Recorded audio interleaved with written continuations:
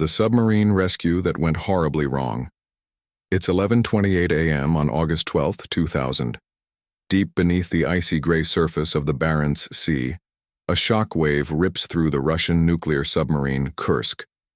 The force is so brutal, so concussive, it's registered by seismic sensors thousands of miles away. But that's only the prelude.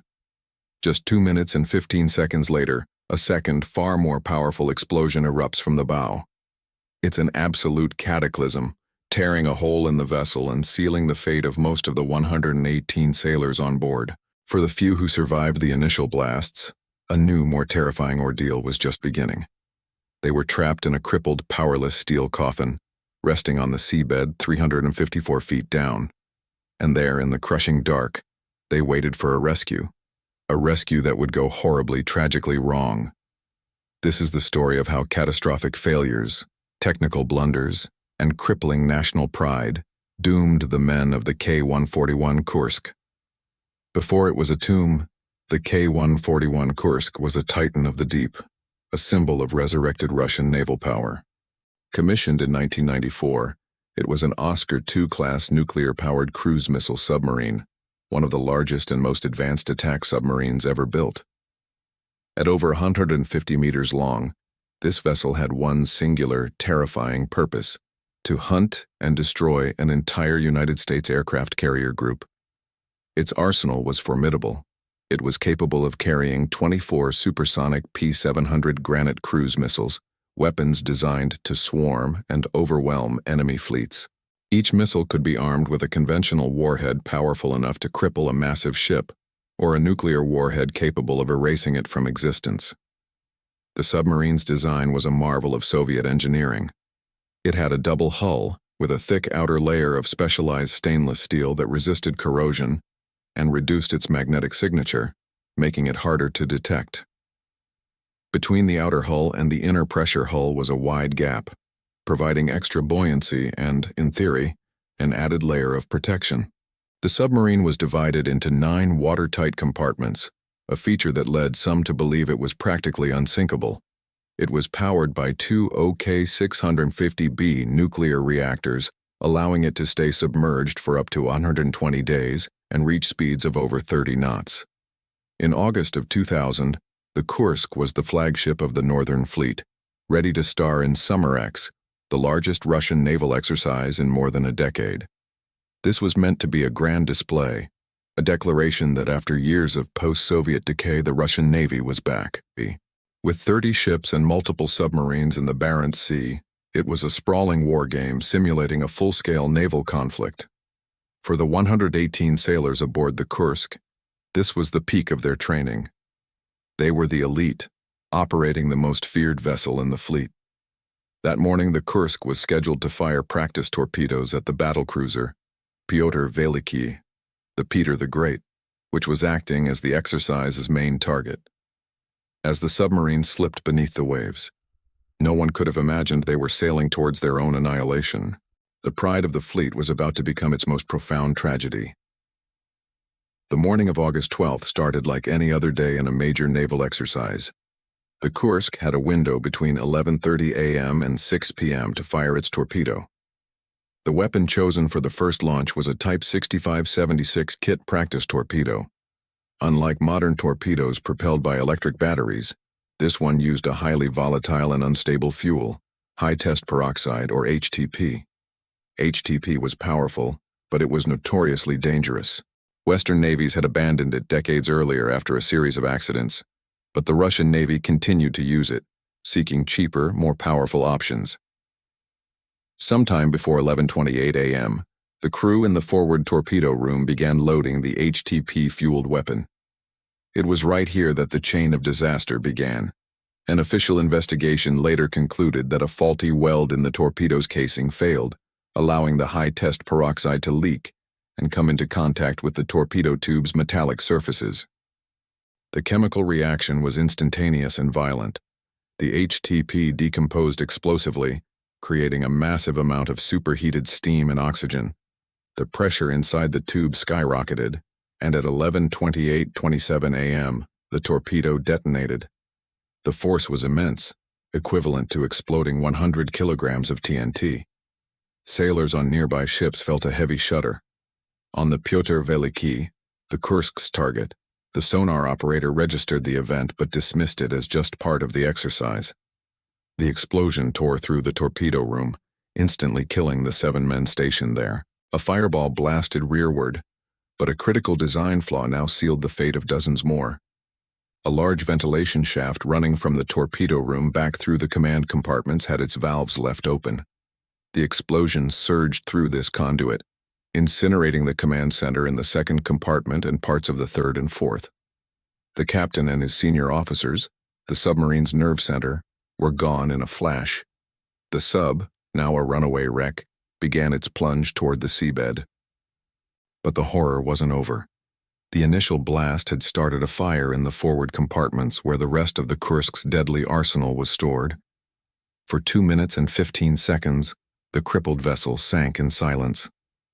Then, the heat from the fire cooked off the remaining warheads. At 11:44 a.m., between 5 and 7 combat-ready torpedoes detonated at once. This was the second cataclysmic explosion. Seismic stations as far away as Alaska registered it, with a force that some experts compared to a 4.2 on the Richter scale. The blast was enormous, estimated to be up to 250 times more powerful than the first, and it tore a gaping hole in the double hull, peeling back the steel like it was a tin can. Seawater rushed in, flooding the forward sections of the sub. For the vast majority of the 118 men aboard the Kursk, death was instantaneous. The second explosion was the knockout punch.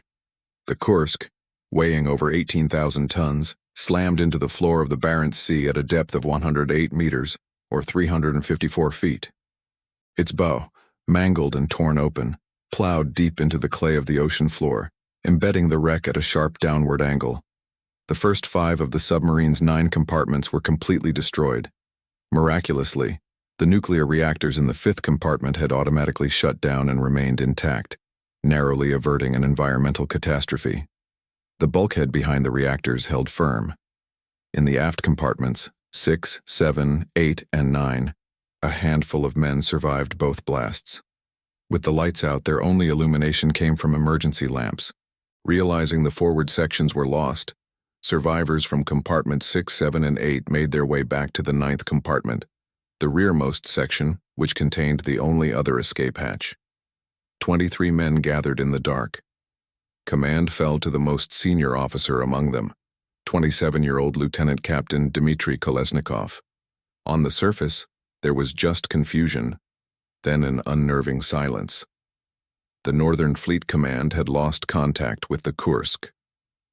An emergency rescue buoy, designed to automatically deploy, had been disabled, a common but dangerous practice to prevent revealing the sub's position during exercises.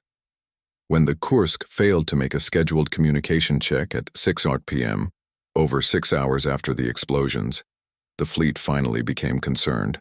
A search was launched, but it wasn't until 10:30 p.m., 11 hours after the disaster, that the Northern Fleet finally declared an emergency. Even then, the crisis was deliberately downplayed. Nearly 20 hours after the sub sank, Minister of Defense Igor Sergeyev finally notified the new president, Vladimir Putin, who was on vacation in Sochi. Sergeyev assured him the situation was under control. That same day, the commander of the Northern Fleet, Admiral Vyacheslav Popov, briefed reporters not on a missing submarine but on the resounding success of the naval exercise. Meanwhile, 354 feet down, Dmitry Kolesnikov was documenting their final hours. He began to write, listing the names of the 23 survivors who had gathered with him in the 9th compartment. His words, chilling in their calm professionalism, told a story of men trapped with no way out. "All personnel from Sections 6, 7, and 8 have moved to Section 9, he wrote. "There are 23 of us here. We have made this decision because none of us can escape." As time passed and the emergency lights died, his handwriting grew desperate. His final entry, scrawled in the pitch black, read simply, "I'm writing blindly." As the world slowly learned of the tragedy, the Russian Navy launched its own rescue effort. A search vessel finally located the Kursk on the seabed on August 13th. The Navy's primary rescue assets were its Praise-class deep submergence rescue vehicles, or DSRVs. These mini-subs were designed to dive to a sunken submarine, create a vacuum seal over an escape hatch, and ferry survivors to the surface. On paper, it was a solid plan. In reality, it was an exercise in futility. The first attempts were plagued by problems that spoke to the decay of Russia's northern fleet. The DSRVs, reportedly unused for years, had poorly maintained batteries that died quickly. On its first attempt, one DSRV collided with the Kursk stern and had to surface for repairs. Time and again, the pilots struggled against strong underwater currents and near-zero visibility, fighting to align their craft with the escape hatch on the 9th compartment.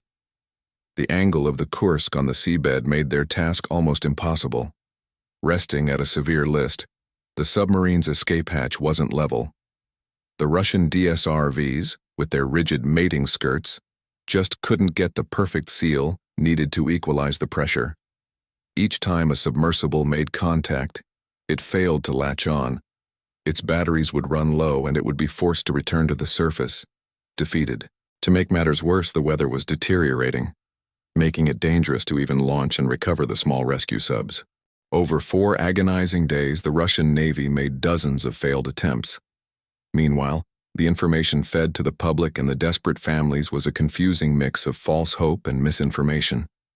Officials spoke of technical difficulties, and at one point the Navy announced they could hear tapping from inside the hull, the classic SOS signal. This gave families a glimmer of hope, but was later revealed to be untrue, likely just the noise of the wreck settling or the rescue vehicles themselves. Inside the command center, the truth was far grimmer. The Russian equipment wasn't working. With every passing hour, the chances of finding anyone alive were fading to zero. As the Russian Navy fumbled, offers of international assistance poured in. The United Kingdom, Norway, and the United States, all with advanced deep-sea rescue capabilities, offered their help. But the Russian government, in a decision that would draw global condemnation, refused.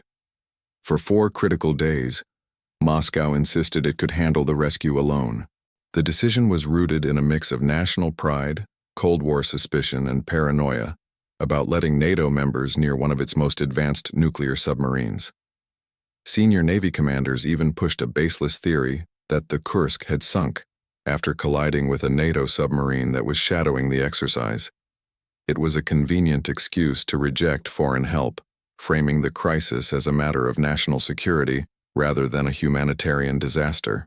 The political optics were disastrous. President Vladimir Putin, just months into his first term, remained on vacation at his Black Sea resort. For 5 days he was silent, an absence the public perceived as callous indifference.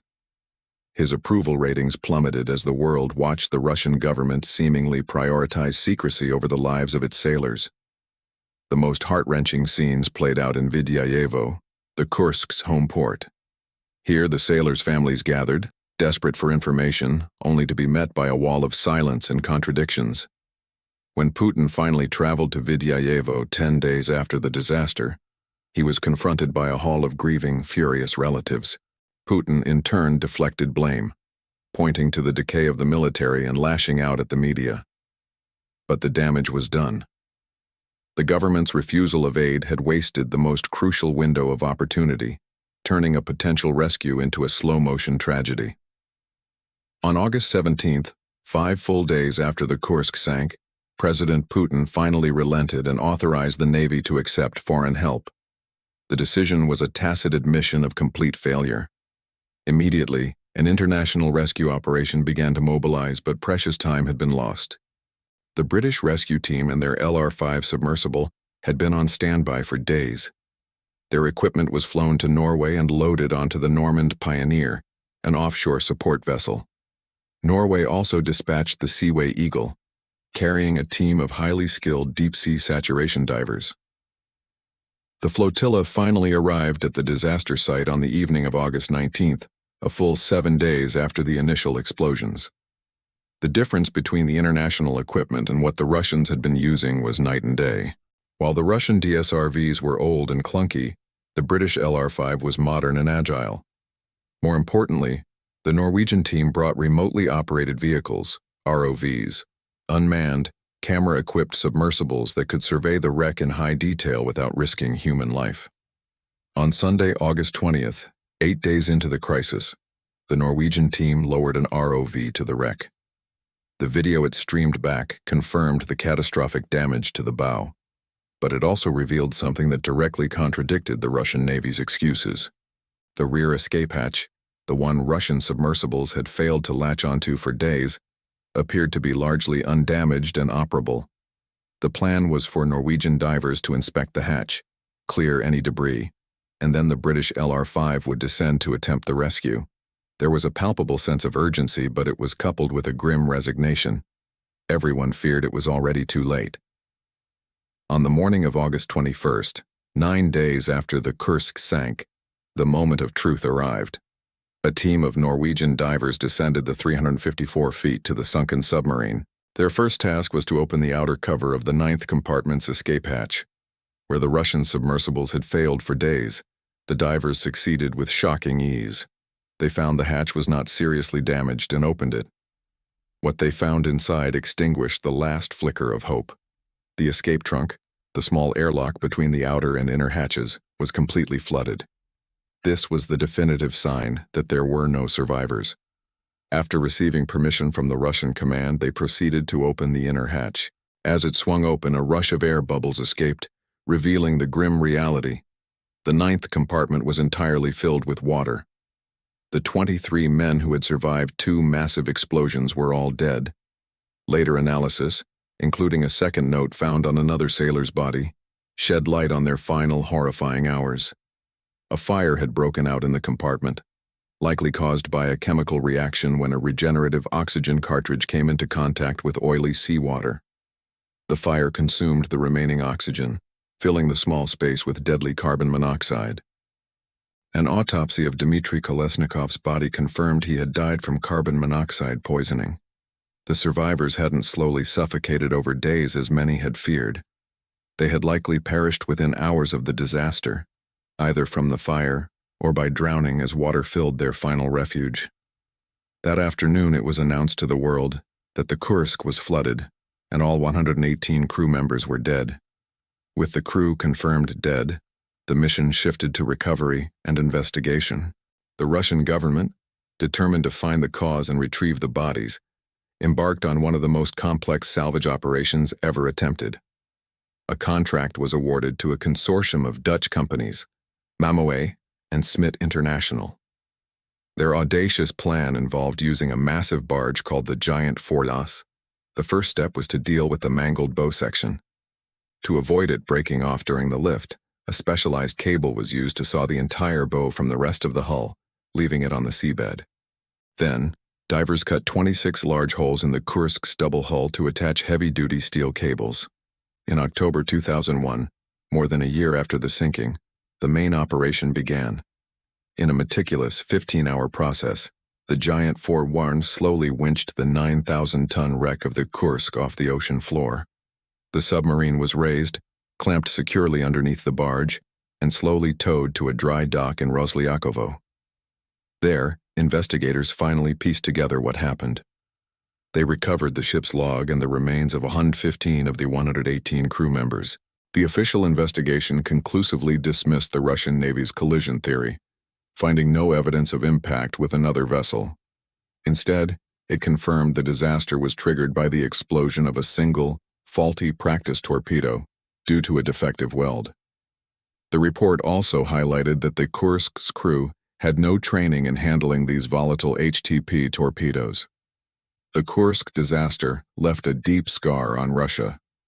For President Putin, it was a brutal political lesson in crisis management. In the years that followed, he moved to consolidate control over the country's media, a decision many analysts trace back to the harsh criticism he faced during the Kursk crisis. The tragedy also forced a painful reckoning within the Russian Navy, exposing years of neglect and leading to a renewed emphasis on safety and modernizing rescue capabilities. On an international level, the disaster underscored the folly of letting Cold War pride stand in the way of saving lives. The story of the Kursk is a haunting reminder of how human error, Technical failure and political pride can create a perfect storm of tragedy. The 23 men who survived the initial blasts died waiting for a rescue that was fatally delayed by secrecy and incompetence. Their story is one of many maritime disasters where the human cost was tragically high. To learn about another infamous sinking, where mystery still shrouds the final moments of its crew, click on our video about the Edmund Fitzgerald here, and if you want to make sure you don't miss our next story, be sure to subscribe and ring the notification bell. The loss of the K-141 Kursk was more than a naval accident. It was a national trauma. It was the story of 118 sailors, betrayed first by a faulty piece of equipment, and then by a system that failed them at every turn. The final, scribbled notes from the darkness of Compartment 9 became a testament to their courage in the face of certain death. The haunting image of the wrecked submarine, raised from the depths a year later, served as a tombstone for a crew and a monument to a profound failure. The submarine rescue that went horribly wrong is a story of what happens when technology fails, when governments falter, and when the cold, unforgiving sea has the final say.